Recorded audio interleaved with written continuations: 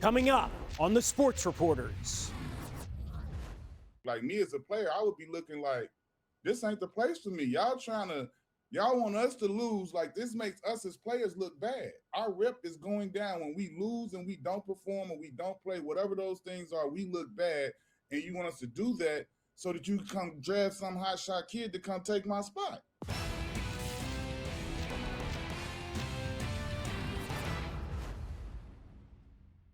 Welcome to the Sports Reporters. The topic of the day, the scourge of tanking in the NBA. Or maybe it's not a scourge. There's really a vast difference of opinion right now on this topic to discuss. We are joined by Schaap's Charania and Quentin Richardson. Gentlemen, thank you so much for being with us. No problem. Appreciate you. Schaap, first of all, you've got some new reporting on what's going on, what Adam Silver is saying now. He's obviously had some statements in the last few days about what he regards as a serious, if not existential problem. What's going on most recently? Jeremy, this was the most clear and direct message that Adam Silver, the commissioner of the NBA, and the league have given to their teams. And after me reporting it to the public, that the NBA is going to be making tanking rule changes starting next season. They are in the process of figuring out what that looks like. There have been a bevy of different potential solutions they've come up with internally. There are all these subcommittees, Jeremy. There's the Board of Governors. There's the Competition Committee. There are the GM meetings. There's all these different groups and stakeholders, and they are all aligned that there's going to be some level of change coming. A lot of it being spearheaded by Adam Silver, by the league office. We've seen the Utah Jazz, the Indiana Pacers both get fined $600,000 combined, $500,000 for the Utah Jazz for sitting Jaren Jackson Jr. and Lauri Markkanen in two separate games down the stretch of them while they are being able to play. So you have two all-star caliber players basically being benched for the fourth quarter to allow that team a better opportunity to lose that game. That's about as outwardly tanking as you can get. And then the Pacers for a violation of player participation policy for a game in which they sat Pascal Siakam, who was an all-star player, as well as two other starters for reasons that didn't jeopardize them actually being able to play. So the NBA has come down with fines, but clearly that has not sent the message. That has not been able to curb the issue of tanking. And so the NBA, for the first time, has told its teams, this isn't just a conversation we're having. This isn't just a dialogue we're trying to have with you guys. We will be making systematic changes. We're going to make a rule change. Now we'll see what that looks like. There have been, Jeremy, several different possibilities, concepts being listed. I can share some of them with you. Yeah, we'll get to those. I mean, they're all different possibilities. There's a lot. I'm pulling them up, and it's. But either way you slice it, the NBA is trying to figure out how they can find a solution for this. There might not be a great solution. There might never be a great solution. But they're trying to figure something out here within the next few months. Q, what are you seeing? Man, the way I see it, you guys, is that this has always been present and it's always been something that's happened. But I feel like this year in particular, maybe the team's looking at the draft and they see so many young talents that they know that can come and impact the team. I just don't feel that we've always had 2, 3, maybe 4 teams doing it. We've never had 7, 8, 9, maybe 10 teams doing it. And I think that's where it's getting a little bit out of hand. And then you couple that with the betting and the prop bets and all of this stuff, and then you get the fans starting to complain about the integrity of the game and all of those different things. And those things get intertwined. And I think that's why and where Adam Silver has to step in and make sure that, hey, we're not doing anything or allowing anything to be done that's going to, sacrifice the integrity of the game. And I think that's why we find ourselves at this crossroads we're at right now, because it's never been this many teams doing it. It's always been, you go all the way back to 85 with the Knicks getting Ewing and coming to current times. And it's like, it's happened, but it's been 1, 2, 3 teams. And it hasn't been, like you said, Shams, outwardly where a team is winning the game and they go take 2 all-stars out and sit them in order to lose. Like, those type of things weren't happening earlier on. And now that it's come to that point, now something has to be done. And look, the Jazz, right, and other teams, if we say a third of the league is tanking, they'll tell you this isn't about a lack of integrity. This is about long-term plans. This is how you ultimately win. So you've got that dichotomy, right? It's not losing for the sake of losing. It's losing for the sake, obviously, of eventually winning. But if you have a product where you've got so many teams that literally don't want to win, what does that say to the fans, Shams? And why now, after decades and decades of tanking, Hugh says there's more of it than ever before, and I think a lot of us can agree on that. Why does the league, why does Adam Silver feel like this is the moment when I have to draw the line? I think Q said it right there. It's integrity. All the points that Q just made, and that's something that Adam Silver, the general managers, the board of governors, the majority of these stakeholders all understand or have come to the understanding of, like, this is about the integrity of the sport, of the viability of it long term, and it not just being looked at as the integrity being shattered to an extent, whether that has gambling and the prop bets. I reported on this in December. These conversations have been going on for months, guys. This is something November, December. There were already different concepts being thrown out to the board of governors in December about curbing tanking, preventing tanking, combating tanking. We didn't know whether there was going to be anything eventually passed or that the NBA was eventually going to for sure do it. But the fact that in December they were already talking about ways to combat tanking, it was a sign that they were already looking at this. And it was a sign that they were already worried about the integrity of the sport, with the backdrop being the gambling, the prop bets. Because at the end of the day, if a team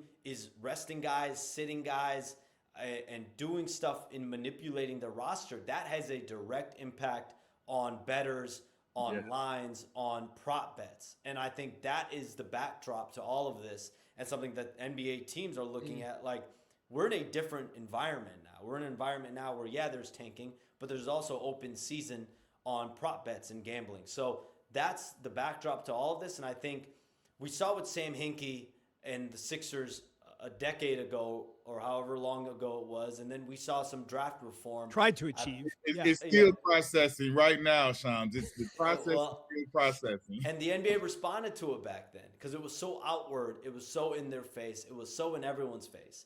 And now we have an issue, whether you want to look at the Jazz, whether you want to look at other teams, whether you want to look at the fact that, like Q Rich just said, about a third of the league, 9-10 teams are involved in trying, but the Sacramento Kings, are they trying to lose games, or are they just a bad team? Like, they haven't done anything with their roster. That could be argued. We've had two players right now, Sabonis and Zach LaVine, undergo season-ending surgeries. One is for torn meniscus, the other is for a tendon injury in the hand. Right. By definition, we're talking about bad teams anyway, when we're talking about tanking, but there are different degrees. Right. So do we have to look at the word tanking in a different way? Is tanking, you're just bad and you're trying to lose on you're trying to lose on purpose and you're manipulating lineups? Or is it, hey, we've just put together a bad roster. We thought we would be competitive for a play-in berth. We're clearly not, and we're losing, and now we're just embracing the losing. So I think how you get there, I guess it all goes in one of the same. But the fact that we have about 10 teams doing it, or 9-10 teams that are involved in this draft jockeying positioning, I think that has let the league know, like, we have to address this. It's outwardly in our face now. Q, you've been around the league for a quarter century as a player, in the front office, as a member of the media. From a player's perspective, when you were on teams and the objective wasn't to win as many games as possible, but to secure some kind of better odds, what was that like? I've never been on a team where that was the case. Now, one could argue that when I was with the Clippers, my entire existence with the Clippers could have been said that that's what, ownership was doing. But that was never presented to us that way, and we never went out there and performed that way. If you go look back at those Clipper teams, we were all 19 and 20 and 18-year-old, and we were guns a-blazing, trying with our all. So we weren't even in the scope of any type of knowledge that, hey, we tanking and this and that. We knew we were with the worst team in the league. We knew that coming in. When we got drafted, we were told that. We were reminded that several times. So we knew that. And I could even go to when I was with the New York Knicks, and we weren't good. No way. Isaiah Thomas was trying to win. They were building that team to win. There was never any we're going to lose. No, it was loud in that garden. The boos we heard, the response that we got from the way we performed, it wasn't about like, hey, you're trying to tank. Because I think if the fans had thought that was going on, they might have taken it a little easy on us. Like, at least they trying to do something to get, you know what I'm saying, get us in better position. But they knew that wasn't the case. So I can't ever say that I was involved in an organization where I knew that we were outwardly trying to situate ourselves by losing to get in a better position to get a draft pick. Like, me as a player, I would be looking like, this ain't the place for me. Y'all want us to lose. Like, this makes us as players look bad. Our rep is going down when we lose and we don't perform or we don't play, whatever those things are, we look bad. And you want us to do that so that you can come draft some hotshot kid to come take my spot. Right. I'm sorry. Right. From the player's perspective.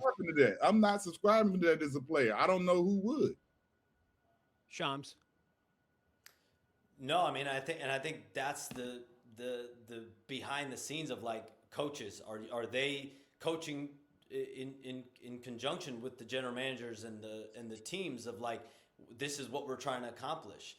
And are the players feeling that way? Like, I don't think Sacramento's players came into the season saying, hey, we're on a losing team, we're trying to tank, we're trying to lose. They just weren't good. I mean, that's just the bottom. You have a team with Russell Westbrook, Zach LaVine, DeMar DeRozan, Domantas Sabonis.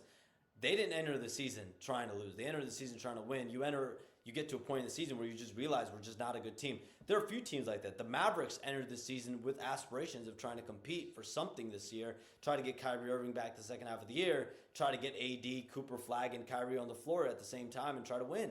They get to the point where they're in January, February, we're not going anywhere. This is the last year we control our pick. So a team like Dallas, I think that's a victim of circumstance. You know, the cards played out that way. No Kyrie, no AD. We ain't gonna be but so good anyway. So I don't put them almost in that same cluster like that. But the thing I find interesting about what you just said about, think about it. Whenever it's been like a tanking situation, like use Philly for example. You said it. Coaches aren't built that way to be in collaboration to lose. Like, why do you think whenever teams are doing that tanking, whoever that coach is that's coaching them, he out of here as soon as we get to where we think we getting and we need to be? Like, you've been coaching us to lose for the last 2 years, so you can't turn around and say, "Hey, win." Them guys not gonna listen to you. So, Shams, let's talk about some of the proposals, some of the ideas that are floating out there to fix this. What are the most viable options for the league in this situation? Yeah, there have been, like, Jeremy, like 7 or 8 different examples. I'll give you the ones that I think, talking to people around the league probably have the most oomph behind it. I think pick protection is an interesting one because if you think about Washington, you think about Utah, they're in a position right now where they are trying to get Utah's trying to keep their pick. They've got to be top whatever it is. Washington has to be top 8 or whatever it is.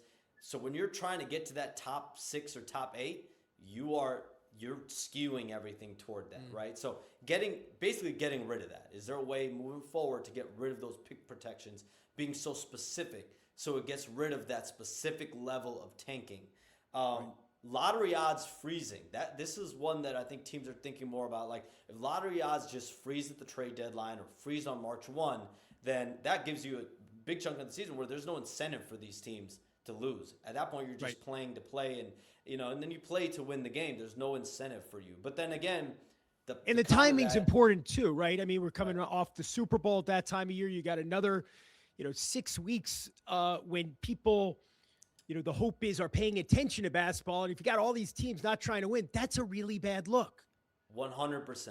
But again, there's always going to be cons to all of this. There's always going to be these teams, these execs, these people that are involved. They're smart. So it's like, okay, if we're going to get rid of tanking in March and April, well, then we're going to do it more exclusively in November and December.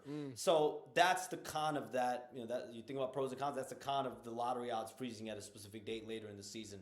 But then there's other ones, like you can't allow a team to draft top 4 in back-to-back draft classes. Right.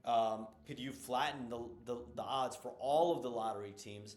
And then instead of just the top 3 where it's exactly the same, and then it goes down 1.5, 1.5. Exactly. Yep. And then could you extend the lottery to include all the play-in teams? So basically, all of the play-in teams, there's more incentive potentially to win, to get into the play-in, because it doesn't discourage you from getting to the play-in tournament. because then now it might preclude you from your lottery odds. Could you allow play-in tournament teams be included in the lottery and then flatten all of their odds? So let's say if you're Utah and you end up at 2-3, well, it gives you the same odds as someone that's in 13, 14, 15 to jump up or jump down. So these are all of the concepts that are being floated internally. Jeremy, one other thing that I've also heard from a couple GM level, people that mentioned on this GM call on Thursday was this idea of just having harsher penalties. What if you included harsher penalties that had a direct impact on lottery odds, right? So on the first violation, the second violation, the third violation of tanking, you lose your draft lottery odds. So that's not just a slap on the wrist of a fine. If a team knows that we're losing, let's say 5%, 10% of our lottery odds per tanking violation, does that impact a team being like, you know what, we're not going to just outwardly bench our guys in the fourth quarter? But so much tanking is in the eyes of the beholder, right? And there are so many fine lines. We talk about injuries. I mean, it's so hard to police uniformly and consistently. One of the things that's most interesting to me, though, guys, is, here we have this issue that everybody's talking about right now. And you've got some observers, friends of ours, colleagues of ours, who think it's the worst thing that's happened in the history of the world. And other people are like, I got no problem with this. This is the system as it exists, and this is how you were supposed to game it. On one side, Ahmad Ishbia, who said, what did he say? I got the words here. They were, he said, tanking is losing behavior done by losers. Purposely losing is something nobody should want to be associated with. And then you got Mark Cuban saying, let's all get behind tanking.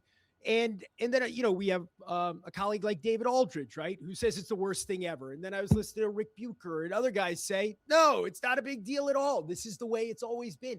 There is such a wide divergence of opinion on the seriousness of the threat to the game right now. Why do you think that is, Q? Man, I find it interesting because me, from a player standpoint, like I said, I've never personally been involved in that, but even being in the league, when it's happening, I've never heard heavy conversation from players like, man, A, B, or C. Like, to me, I would love to know, because like you say, from Mark Cuban's perspective, he's a thinker, he's a smart, intelligent dude, and he's looking at it like, this is a pathway that he's seeing the results, and it's clear this is a pathway to improve your team, right? But then you look at like Matt Ishby, and I understand him. He's a guy who he says he's a winner and all of that. He wants to win the right way and that. But then you look at you don't hear the big team saying nothing because they don't deal with this. They deal with really winning on a high level and doing things in that lane. They don't even care about this conversation. They don't even care about the teams that are going to benefit from the tanking because they still feel like we're ahead of you. We're on a whole nother platform of trying to win and doing what we're doing. So we don't even bother ourselves with that conversation. So I think it just really depends on who you're talking to and where they feelings like. To me, I would be more like, if I'm Adam Silver and everybody, I would be more interested. Obviously, he has to worry about what the owners and the GMs think. But I would be more concerned with what the fans think because they're the ones who have to partake in your business. Well, Cuban says the fans love it. I mean, is that really the case? I don't know. I think, like you say, that could vary. I mean, if you go like when everything was going on in Philly, them fans weren't loving that. You heard them. You heard that they weren't loving it. They were booing those guys, and these were guys that were like G League, which would now be considered two-way guys, and it was like, the league ain't going to take it easy. They're going to come in there and step on your neck and 40 you every 30 or 40 points you every night. And the fans will respond to that. And it wasn't really to the players. It was to the organization. Like, we don't like what y'all doing. So I think that's, you know what I'm saying? That's your answer when you see the situations happening. What is that fan base doing about it? How are they reacting? Every team, I'm a Magic. I live in Orlando and work with the Magic. We got Magic Twitter. You got Chicago Twitter. You got New York Twitter. It's all about their team and their voice and everything in that community that they feel about it. Shams, when you think about this, right, and you've got the defenders, you've got the detractors of tanking and the strategy that it embodies, but if you follow it to its logical conclusion, right, where losing to win eventually is okay, then why wouldn't you tell players don't even get off a shot, just get a 24-second violation? Like, why even compete on the floor at that point? And nobody thinks that's the way it should be, right? No, the players not going for that. Yeah, Q knows. Q. I mean, if a team told you that, like, what would you say? Exactly. Get me out of here. This is not no, because you got to think about it. That's a double knife sword, guys. If a coach comes to me and asks me that, and I agree to that, what then does that coach think of me? When it's time for them to get to the place where they really want to win, I got to get rid of this guy. He doesn't care about winning. He took the okie doke. He agreed with me to sacrifice and lose on purpose. No player should ever do that. It is an interesting philosophical fine line, right, Shams, between constructing a lineup for a certain game or taking players in or out, or, the way you treat somebody when they're recovering from an injury versus actively on the court not playing to win. There is a difference, right? No question. I think that's the fine line, the definition that they're trying to understand, right? And like Q went through in either LA or New York, they weren't trying to be bad. They were trying to win games. They just weren't good. His Clippers teams they weren't manipulating lineups. They weren't saying, "Hey Q, we're going to sit you the last 2 quarters of this game, sit you the second half of the game. We're trying to lose." Like, no, they're trying to win. And some of these teams that are quote unquote tanking, they are playing all their guys. Washington is playing all of their guys, although they are, Trae Young and Anthony Davis are out. Jaren Jackson Jr. now out for the Utah Jazz, and there have been some other injuries along the way for both teams. But I just keep coming back to teams like the Mavericks and the Kings. I mean, if I pull up my phone, like Charlotte's an example of circumstantial. What happens, right? Like going into the season, a lot of people thought Charlotte was going to be in this boat of competing for a high draft pick. Well, they play their season and they rattle off all these wins since the new year. Maybe they weren't even expecting that internally, but hey, they've gone from being a team that's quote unquote tanking or has been tanking the last few years. That's why and how they got Conca-Nipple. Not that they were tanking last year because they were playing all their guys. They weren't sitting their guys. LaMelo Ball sat, I think, the last stretch of the season. They've had other injuries, Miles Bridges or whatever, but guys had real injuries. So it's like, how do you police real injuries and not real injuries? But some of these are circumstantial and you can understand it. Others, I think, the ones that are in your face are if you sit guys on purpose or if you start to manipulate your lineups down the stretch of games, and it's glaringly obvious to the world, to social media, and ultimately the league. And that's where the league steps in. Do we think this draft is worth it? The extent to which some teams are going to improve their odds? Is there that much talent that it makes sense to be doing this if it's not cracked down on? What do you think, Hugh? I think it is. I think this is one of the best drafts in a few years. I mean, obviously you don't have like a Wemby, you don't have a LeBron or whatever, but I feel like they go about 8, 9, maybe 10 deep, and it's like you got young guys that are freshmen, you got young guys that are sophomores, and you got young guys with a ton. I mean, obviously no one can ever say we don't know who they're going to be till they get here, but these kids have a ton of upside, and they have the ability to come in and help your team right away and vastly improve your team right away, depending on what team you are and which pick you get. But I mean, these kids can play. These kids coming through this draft are going to be, I feel like they're going to be all-stars. They're going to have chances to get MVP, somebody out of there. This is going to be a really good class, I feel like. And like I say, they're young. They got like 6 to 7 super good freshmen that got crazy ceiling, crazy top side to go and get better. So I can understand the appeal and why everybody's jockeying for positions, because it's not like Shams, you do this. Most drafts you get like the top 2. You want to get in that top 2 or 3 where like these guys are going to be like, you got like 7 to 8 guys like that. So that's why it's more teams doing it now, because it's like you got a good 5 to 6 where these guys are going to be solid to like better than solid NBA players. And to that point, a lot of people around the league view this draft as A+, and then the next 2 drafts as maybe at not that level, right? And so if you think about it like that, a lot of people are putting their eggs in this year's draft class basket. Well, you guys have a lot of basketball to cover, teams that are trying to win and teams that are not trying to win. So we will get you out of here. Thanks so much, Shams Charania and Quentin Richardson, for joining us here on the Sports Reporters today. Appreciate you having me.